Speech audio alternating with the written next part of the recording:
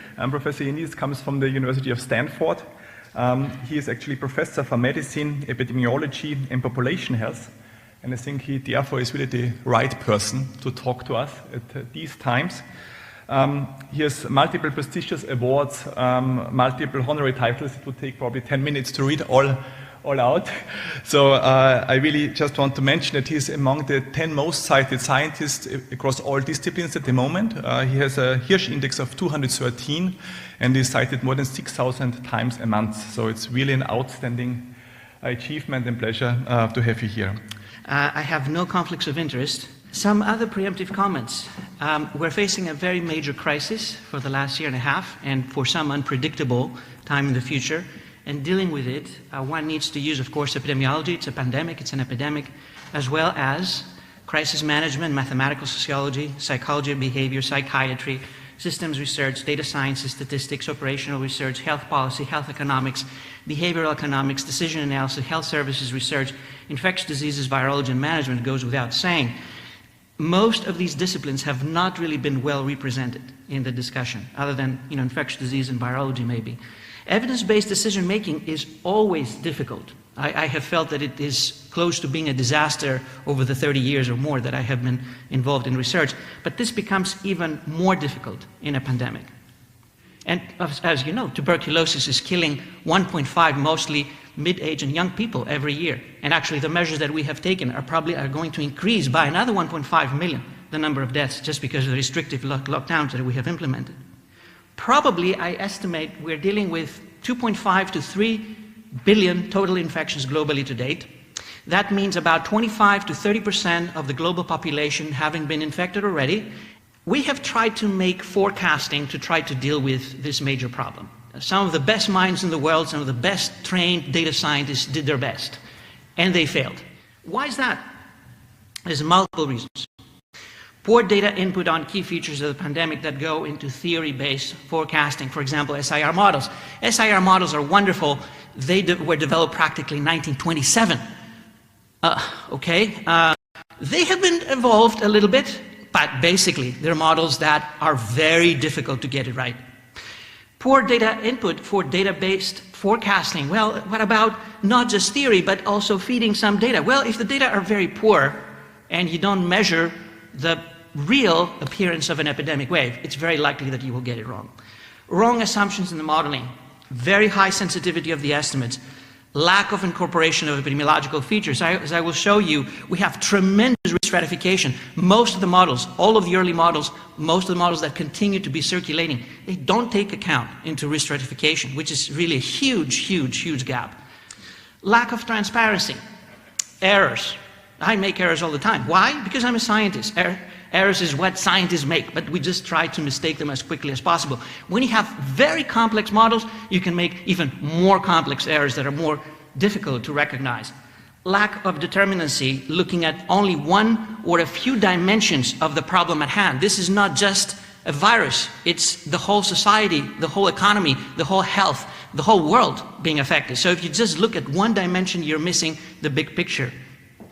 Lack of expertise in crucial disciplines, as I just mentioned, based on the scientific workforce that jumped to the fray to deal with this problem.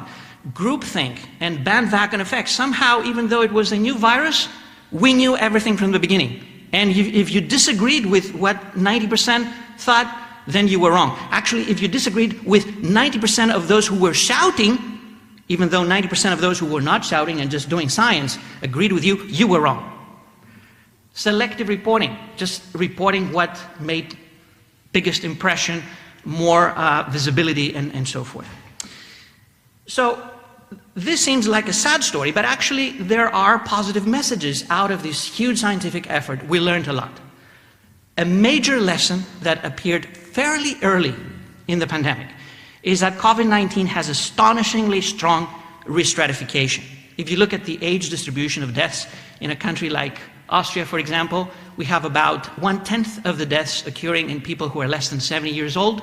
The vast majority of deaths are in people who are old. If you look at the stratification of the risk of fatality for a person who is 80 years old and frail and a child that's 10 years old, we're talking about 10,000-fold or more differences in risk. In my life as an epidemiologist, I have been working with risk factors of 1.3. In the last decade, I have been working mostly with risk factors of 1.03 and trying to publish these papers in Nature. And many papers are published in Nature with risk factors in genetics or genomics of 1.03. Suddenly, we have risk factors of 10,000. And we don't know what to do with that. We knew what to do with risk factors of 1.03. We don't know what to do with risk factors of 10,000. That seems completely ludicrous, of course.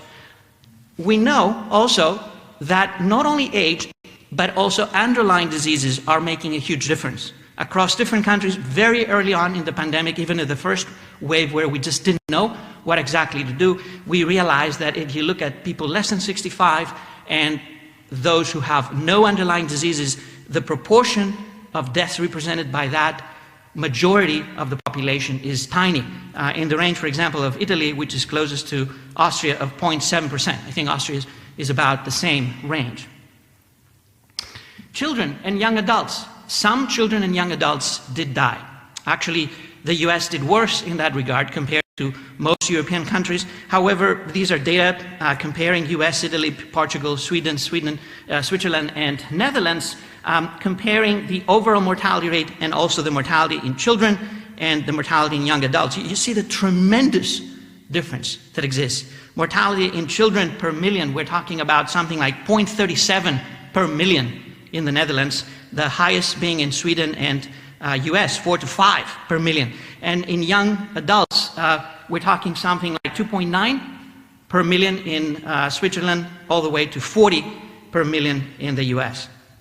So basically, we have a very peculiar situation. We have a disease that is tremendously lethal for very small segments of the population, which are shown here in their representation in a typical European country, the slices with the thick color, and is relatively sparing the large majority of the population, the slices that do not appear with dark color.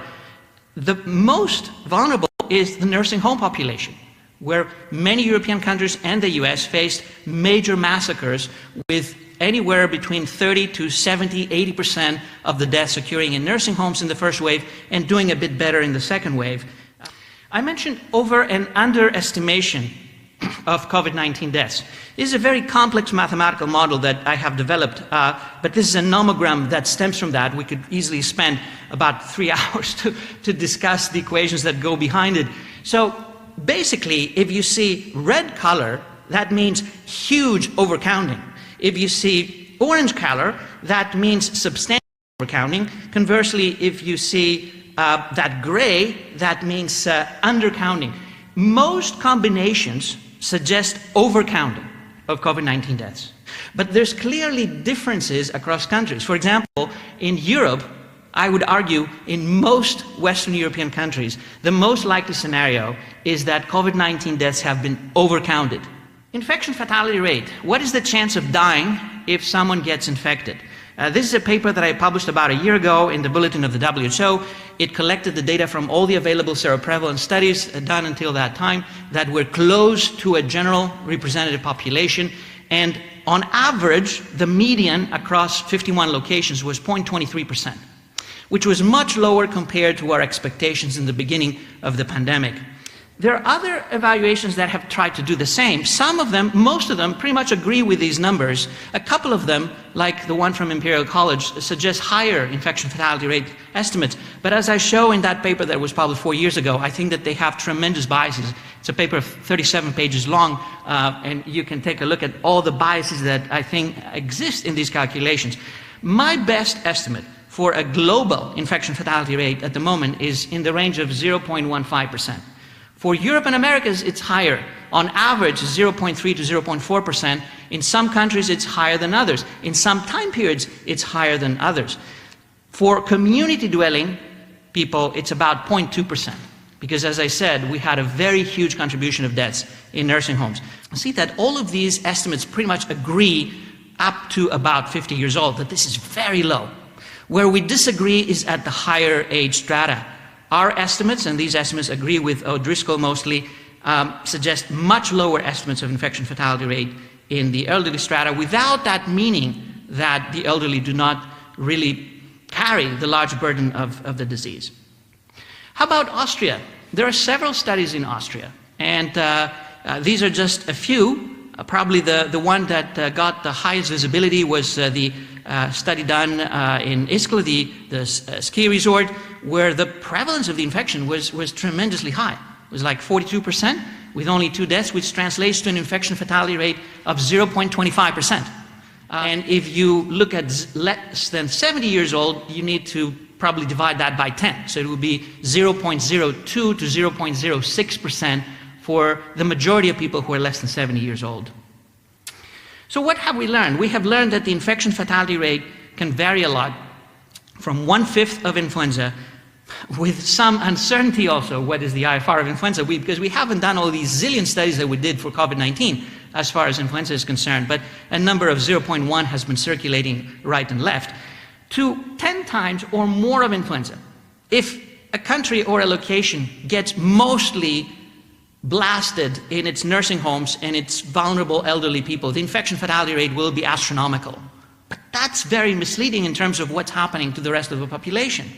The infection fatality rate is not a constant number. It is something that can vary tremendously, not just because of the virus, but because of what we do to deal with the pandemic.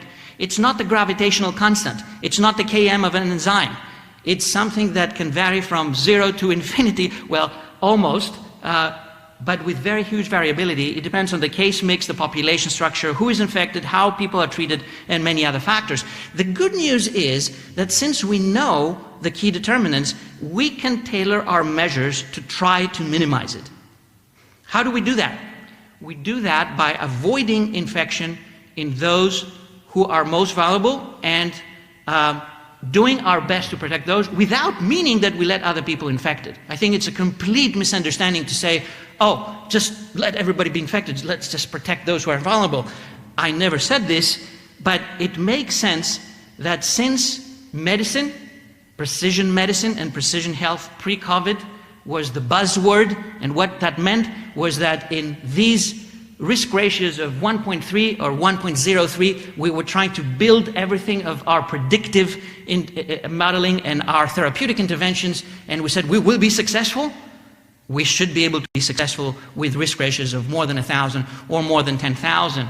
And if we don't do that, we just don't know what we're doing. And in fact, we know what we're doing. When vaccines became available, most countries did prioritize those who were more vulnerable. Why? Because it was so obvious. But before having vaccines, many people said, oh, we cannot really protect, we don't know, we just, everyone just the same, just lock everyone in their bathroom and not let them get out. And I thought that that was completely silly, because we were ignoring risk ratios of 10,000. So the question is, are we achieving effective precision shielding, or conversely, are we doing the opposite? Are we letting those who are vulnerable to be infected and protecting people like me who, well, I'm not in the prime of my youth. I do have a risk of dying if I get infected, probably about 0.2%, but I'm still trying to fence, I'm still exercising, I'm probably in good health. And I'm giving lots of Zoom lectures. So here's an example of very effective protection of vulnerable groups. Singapore, which is a city-state with very high population density, 5 million people practically in a very tight space. They had 61,000+ documented cases, probably more than 100,000. You're always going to miss some, no matter how intensive your testing is. 31 deaths, I think it went up by a couple of deaths since I created that slide. Only 3 of them in nursing homes. Infection fatality probably was less than 0.03 in Singapore. Converse example, vulnerable groups more frequently infected than other people. First wave in Spain, Belgium, and the UK, 63%, 61%, 44% of COVID-19 deaths were in nursing home residents. Based on the data that we have, nursing home residents had 2 to 3 higher risk of infection than other people. And given these massacres, infection fatality rate reached or exceeded 1% in the first wave in these locations. Same thing happened in many places in the US. New York, and also most of northeastern states in the US, also had high infection fatality rate in the first wave. Not surprising, the governors sent COVID-19 patients to nursing homes. So we just did exactly the opposite of what we had to do. We closed young people told them you cannot study, you cannot see your mates, you just shut yourself in, and we send COVID-19 patients to nursing homes so that everyone can be infected and die. It's just completely mind-blowing. So what do you do with that? One solution is lockdown, shut down everything. And the most influential paper is by the Imperial College team, and they published that paper in Nature, where they claimed that lockdowns in Europe in the first wave saved 3 million lives. So we looked at their data, and we recognized that at the same time as they published their Nature paper, they also had developed another model which they did use in the United States, in the states of the US. So we said, okay, well, let's take their model that they used in the US, it's just another model by the very same team, and play with it in Europe. When we used the second model by the very same team, the inferences were completely different. Lockdown had no benefit.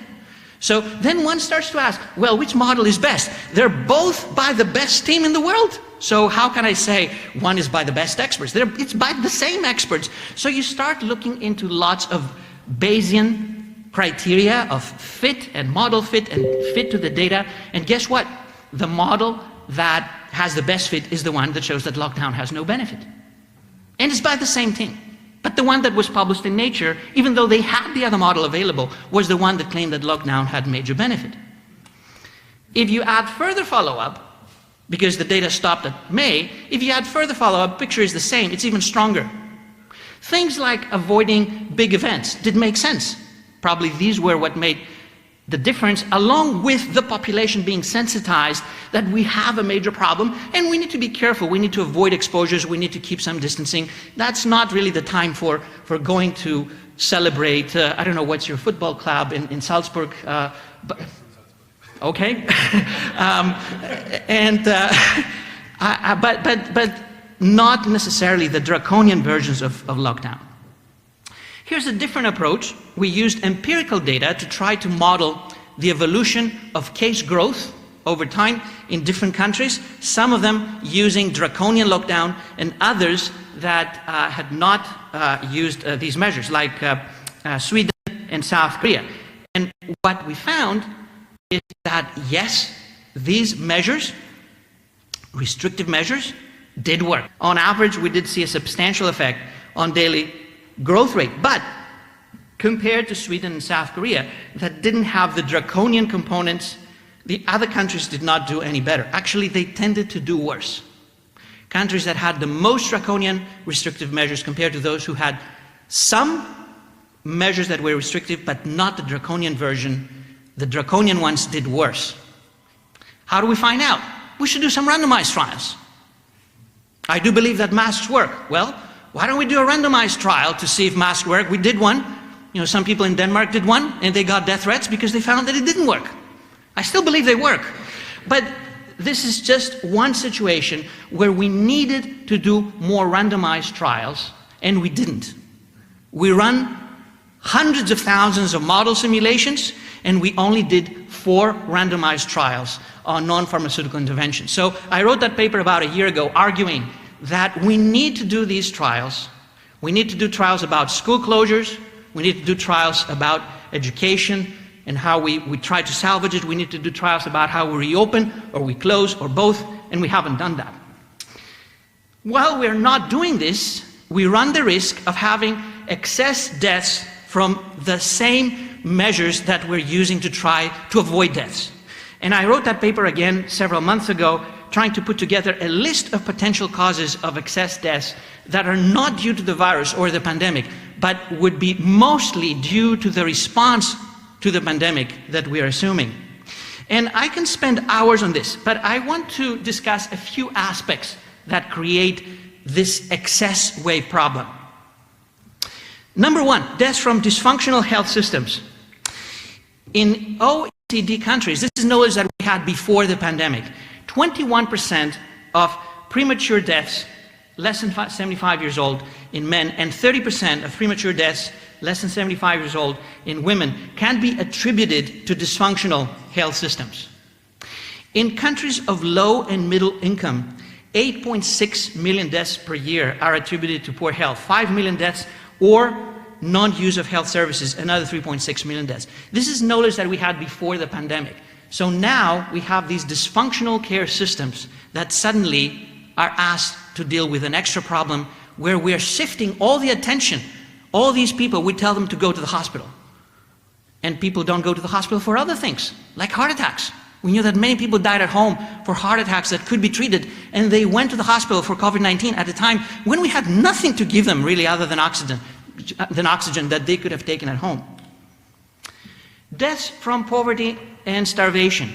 9 million people die every year from starvation, and this includes 3.1 million young children. One child less than 5 years old dies every 10 seconds. So now we ask countries that have this problem to lock down, and people cannot get out, they cannot work, they cannot get food, and they're starving, and we're saving lives, or so we think.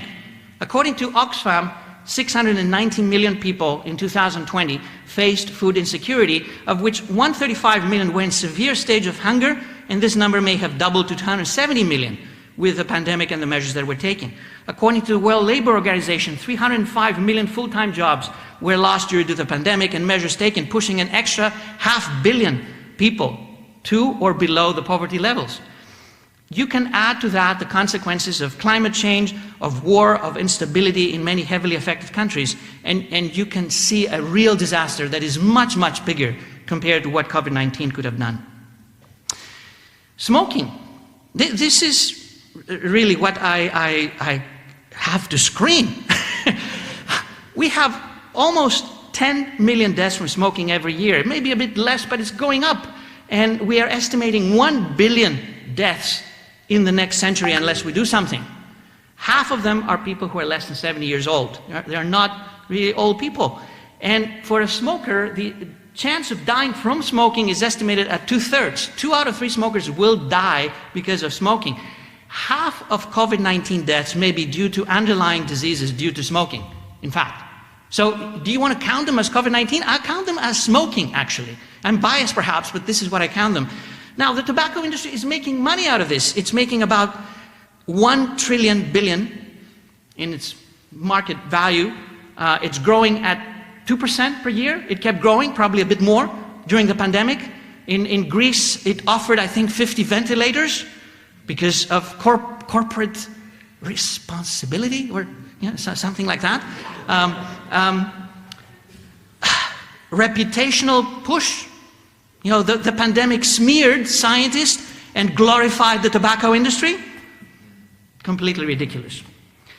So I wrote that paper with Prabhat Jha a few months ago in Lancet Global Health, where we argued that this is a unique opportunity to eliminate the tobacco industry entirely. Just think about it.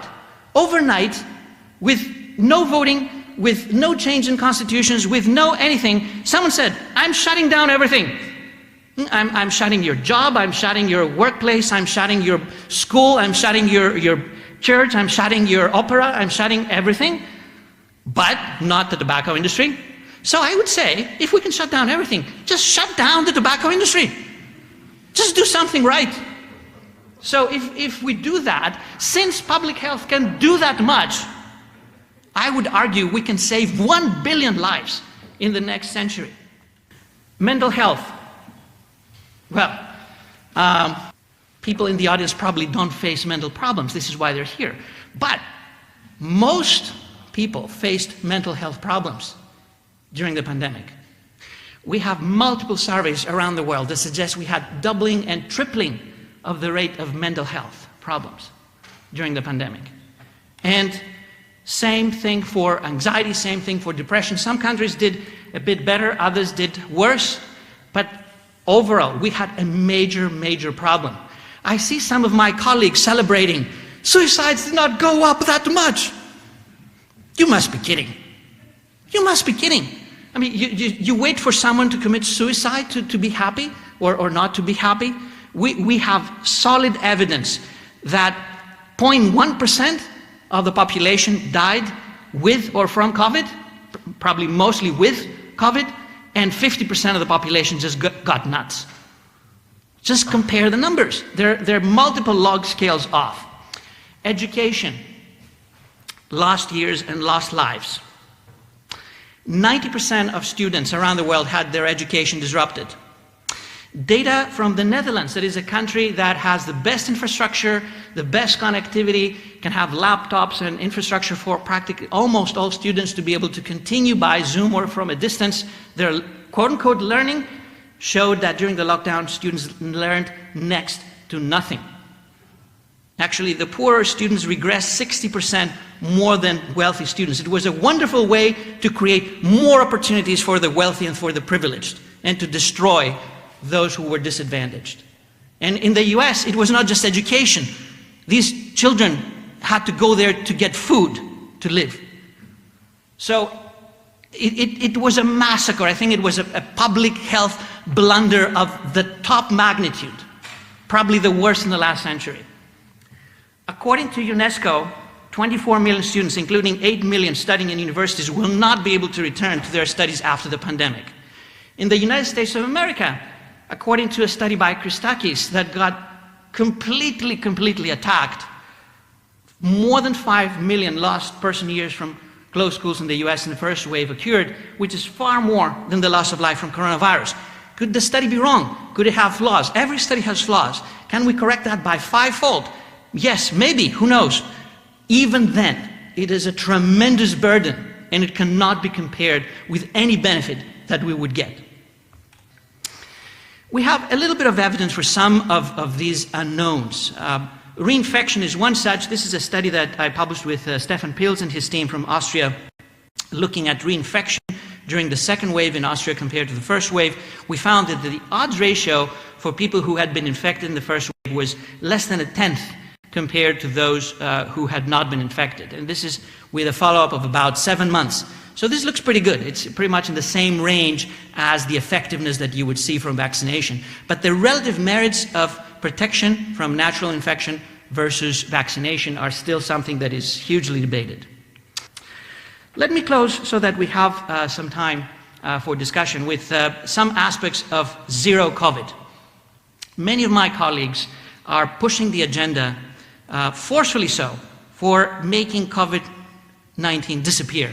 Or, well, if you ask them carefully, they might say, well, not exactly disappear. And then we have to ask, what exactly do you mean by zero COVID? Now, I love zero COVID.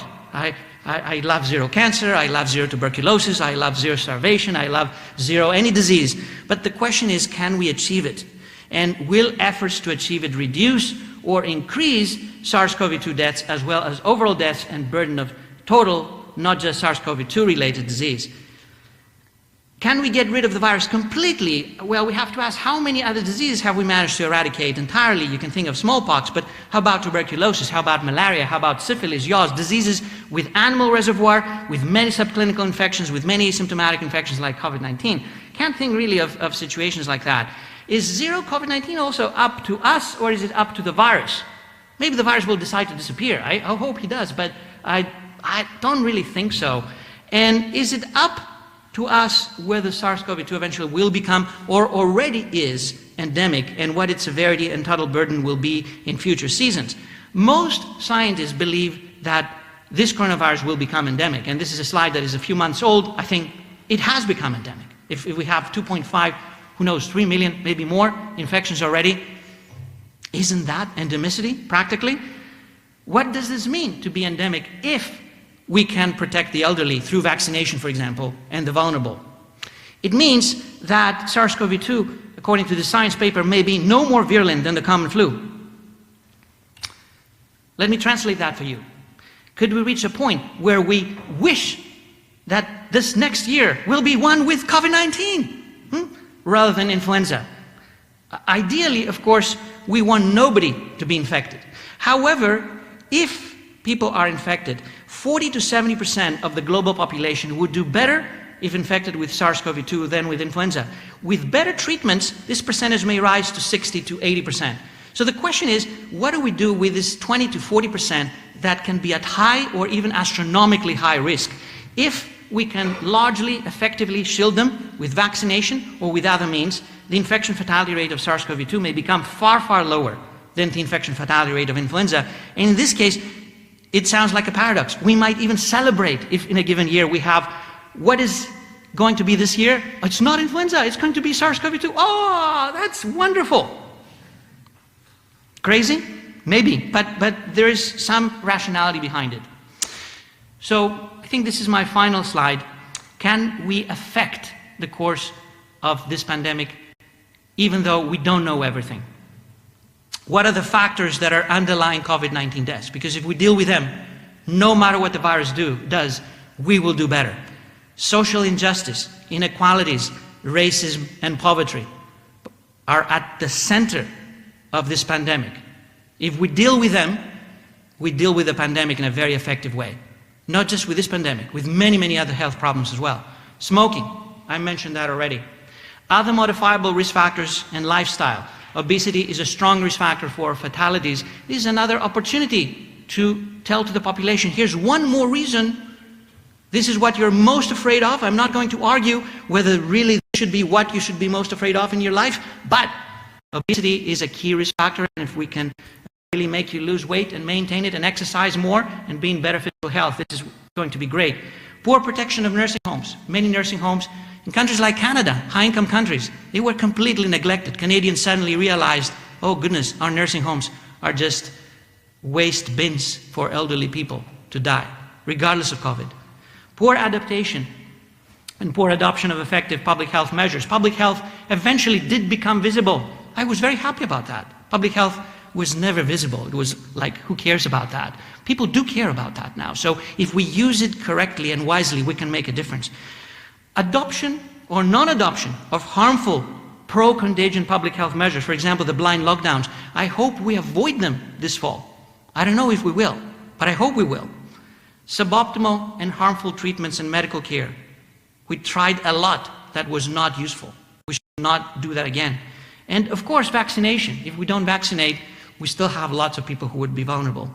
So I hope I didn't run over time. I will close with a slide with many thanks to a number of my colleagues who have joined me in authoring a number of the papers that I shared data from with you today. And let's see if we have time for questions. Thank you.